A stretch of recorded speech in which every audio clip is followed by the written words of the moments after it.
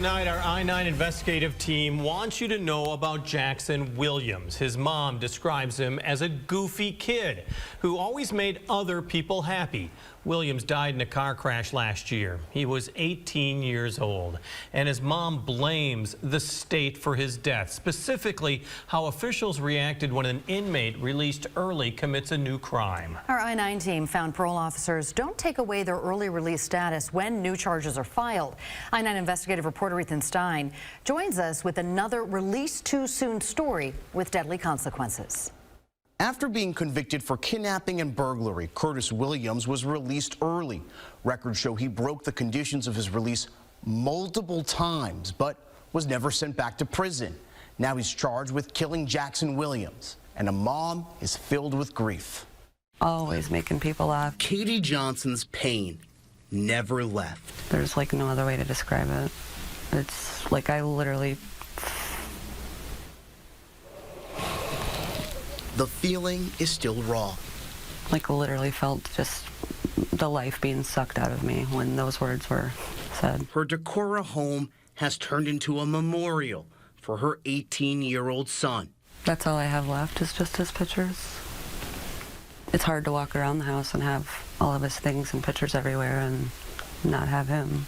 Jackson died in 2022 after a car crash. Prosecutors say the driver was driving at more than twice the legal limit while leading police on a chase going over 105 miles per hour before his car rolled over several times. The driver, Curtis Williams, is Jackson's dad. I literally fell to my floor and screamed and hyperventilated and couldn't breathe, and like my whole entire soul left my body. About 2 months before the crash, records show Curtis Williams was arrested for driving over the legal limit. Documents show he is not allowed to consume alcohol as a condition of his early release. 10 days before the crash, his parole officer says he walked off the job and was seen on video damaging equipment. Documents show that was another rule broken. And days after the crash killing Jackson, Williams was seen at a bar intoxicated and removed from the premises. That's when the parole officer filed to remove his early release status.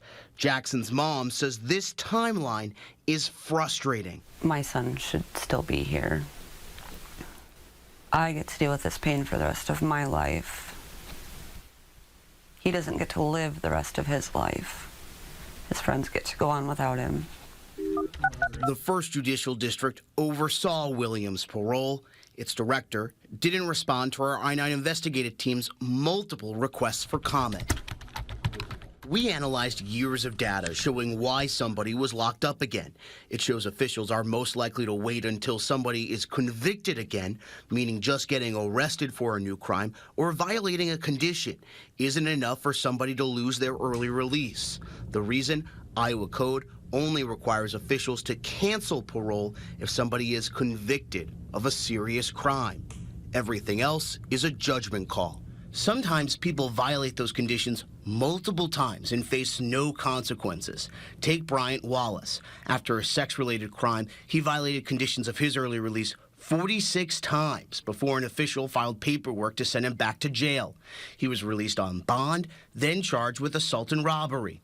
Then, after being released on bond again, violated his early release conditions again before being arrested for his alleged role in a drive-by shooting. The 6th Judicial District oversaw Wallace's early release. It says there is no number of violations that will result in a recommendation to revoke, and it considers both the volume and severity of the violations accrued. This is... Nothing ruined. Is bringing back Katie Johnson's son. So many lives and took my son's life, so... And as she remembers Jackson, there's not a day that goes by. She hopes no other family will become surrounded in grief. Parole and probation officers don't revoke somebody's early release alone. They file a petition with a court where a judge makes a decision. This is one of many stories we've published into the Board of Parole in our Release Too Soon series. Those stories include a mistake allowing a sex offender to receive parole around 17 years before he was eligible for release. A former board member told our I-9 investigative team about hundreds of illegal decisions. She also claims members made decisions without reading cases. We've also found emails showing parole officers concerned about decisions from the Iowa Board of Parole.